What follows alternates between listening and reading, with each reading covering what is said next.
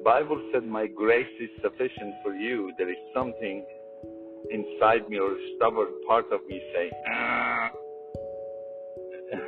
meaning, how about in my eyes is not sufficient, but in your eyes, Lord, is sufficient.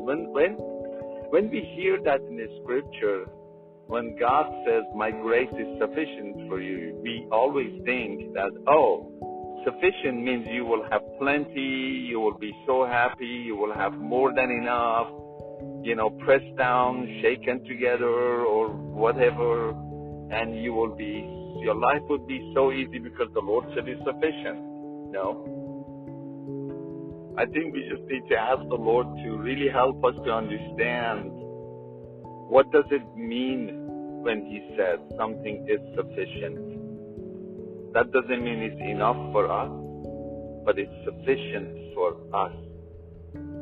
We think sufficient is enough, but sufficient is sufficient. In my eyes, almost nothing is enough. I'm a human. Never enough, never enough, but ever sufficient. What He granted us is ever sufficient. This came to me, I'm saying it, but that doesn't mean completely I believe it, but I can see it. But to my heart, I would say to a degree I believe it, but I need to ask the Lord to enable me to really walk in it, to know what He granted me is sufficient. The neighborhood that He granted me, the country He granted me, the job He granted me, the family He granted me, the look He granted me, the finances He granted me, the path He granted me is sufficient. It is sufficient. I just wanted to share that. This is not something, it's not a message, it's a window that we could ask the Lord to help us to look through. What does it mean when He says, my grace is sufficient for you? What does it mean when you look at your life and you say, you know what? It's not enough. He's not giving me enough.